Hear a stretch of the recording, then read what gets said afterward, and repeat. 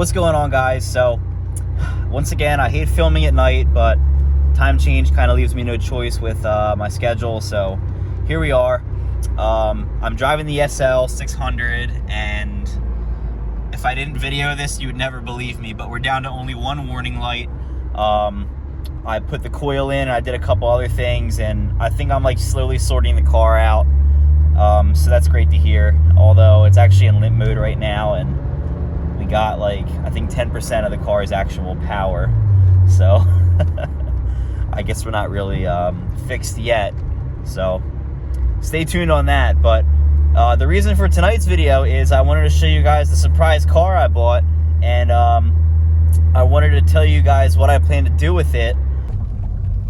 So literally right after I give this thing a compliment, it starts misfiring. Oh my god, so fantastic. Anyway, the hydraulic suspension is working. I was able to lift that up so I could you know, clear this gravel. There's like a little bit of a hill coming in, so that's kind of good, I guess. But all right, here we are. All right, so everyone knows I'm a sucker for Mercedes, and my favorite era Mercedes is like the mid 80s, like when they made the 123s. I love the 124s, and I love the R129s. So you guys know when I saw that SL, I had to grab that. And even better that it's an SL 600, it's a V12. I always wondered what it was like to have a V12 Mercedes, and well, the opportunity came up for me to buy another V12 Mercedes. So I now have two of them. Unfortunately, this S600 was hit and it was totaled. So I do have a salvage certificate for it. I guess, you know, the worst of the damage was kind of like back here. Some interior stuff fell off. The car is pretty together. Everything's fairly intact. It's got like a full interior to it. It's got like nice seats. It's got like, even has the gauge cluster on there. It's really not too picked apart yet. All the big stuff is still here for the time being. The other side of the car looks pretty good. It looks like someone vandalized it because they put a fake AMG sticker on it. Whoever had this thing, I'm looking at you. But yeah, this is it. And I actually, like I said, I hinted at this car several times. I kept this a secret. I actually bought the S600 before I bought the SL600. That was a very, you know, drop of a hat purchase. The SL, that is. I had absolutely no plans to buy that. Oh, don't mind me just carrying this. I had no plans to buy that whatsoever until the actual, the day came, and you know, every once in a while you lowball a car and they say yes. So there it is, ladies and gentlemen. But yeah, let's go under the hood here and see what we got. Car's missing headlights. The guy I bought this from definitely had a bit of an agenda for it, I could tell. Whew. But here we go. This is actually the earlier version of that same engine.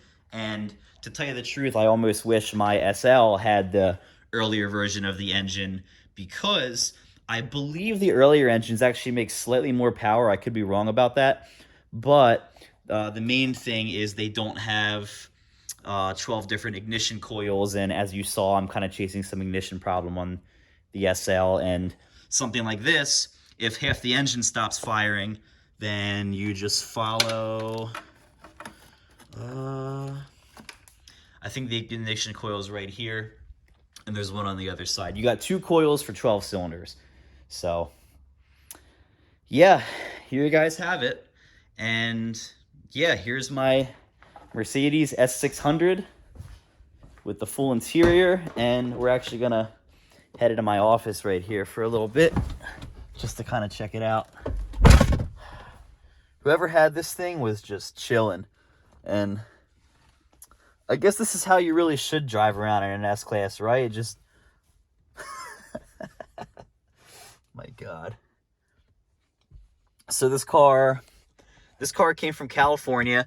There's no rust anywhere on it. Even the headliner looks really good. Who knows how long it was sitting for. I'll have to check the date on that salvage certificate, but I heard it run, and to tell you guys the truth, I don't really care about the car at all. If you're watching this and you need parts, let me know. Hit me up on the Instagram account. I have it down in the description if you guys want any parts off of this.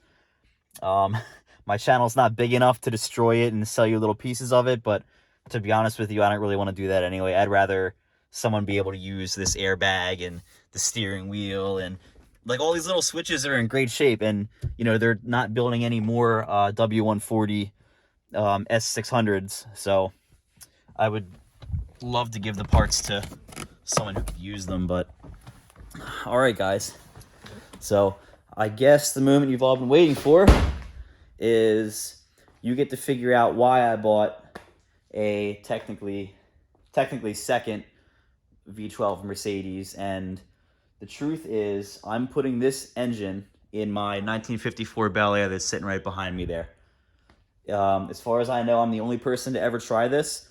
Not even just any V12 Mercedes or anything like that. I think I'm the first person ever to put any Mercedes in a car like this. And, you know, I just keep teasing myself, like, why couldn't I just be happy with the 470 horsepower stroker that was in it? And it just wasn't unique enough, I guess, you know? This car actually does look pretty basic, I guess, but there's more than meets the eye with this. I'm going to get into all that in like future videos. There's lots of stories on this car already. Actually, I'm going to link one up top right now. The story of how I bought this car and how I have it and I sold it and I bought it again and blah, blah, blah. But here, real quick, I'll actually, ooh, Old American hoods are heavy, you guys. So as you can see, we got plenty of room for some V12 Mercedes action here. And between the radiator and this hood latch here, I'm basically calling that dead space.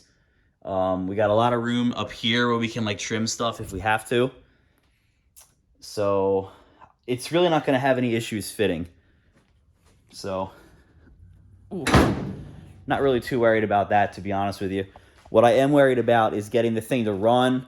I'm going to be using Mega Squirt, and I have a buddy hooking me up. And, you know, all these specific details are going to be released later on, but this is a project I'm not selling at the end. This is for me, and I'm really excited to see kind of where this goes, where this takes the channel. I've never done anything like this, but, you know, I always had an interest in doing something like this because everyone knows I'm never, ever selling this thing ever again. And, you know, I have a thing for Mercedes, so why not put the coolest Mercedes engine from the best era of Mercedes, in my opinion, in the car that I will never, ever sell. The updates on this project are going to be really slow going. I'm kind of doing this like in the background, and I got a couple other personal things going on, so I'm really busy, but I'm collecting parts, I'm reading, and I'm doing what needs to be done on this behind the scenes. You'll get updates as I have them to give you, but don't expect like weekly updates or anything like that, because there probably won't be. But you'll probably see some smaller updates on my Instagram, so once again, I'll have the Instagram in the description for you guys so you can kind of follow along there. And yeah, that's that. I just wanted to kind of, you know, put this out there that, you know, I'm working on it. It's happening. It's here. I have a video of it running.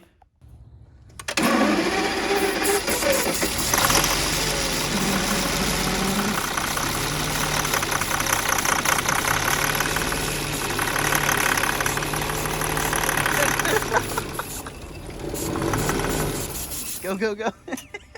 This engine's going to be mated behind the Mercedes 722.6 transmission. I'm going to use the 5G Tronic, and that's found like in the early 2000s. And the reason I'm using that transmission is because they're very good. It's up to the task. It's got overdrive. It's electronically controlled. Someone makes an overdrive controller for it, so I'm not worried about any of that stuff. I've used this transmission on several vehicles. Not a single one of them had any problem. I have no doubt that that will be the best transmission to use. And honestly, I could go manual and like, you know, get like a custom flywheel and clutch made. There's some other guy that put this motor in a Mazda Miata, and he used a Nissan CD009 transmission, and he got like a custom adapter plate made with, I think he used like the bell housing of the automatic. That's real clever. Props to that guy. That's fantastic, by the way. Like, you know how many people probably said he could never do that because the car is so small, and like he made it work anyway. Good for you, dude. If you're watching this, that's fantastic. There's a couple other cool projects I saw of this engine going into like some old Datsun, and honestly, people are just putting it in like random things, and I think that's actually really cool. And I'm excited to put it in this car as well. And you know, this is definitely a random car as far as the engine goes. So yeah, really looking forward to that. I have a couple more surprises up my sleeve with how this is going to work, but I'm kind of still in planning stages for a lot of this, as you could imagine. Definitely give this one a thumbs up if you're looking forward to following the updates on this, and subscribe to the channel. And I'll see you guys in the next updates.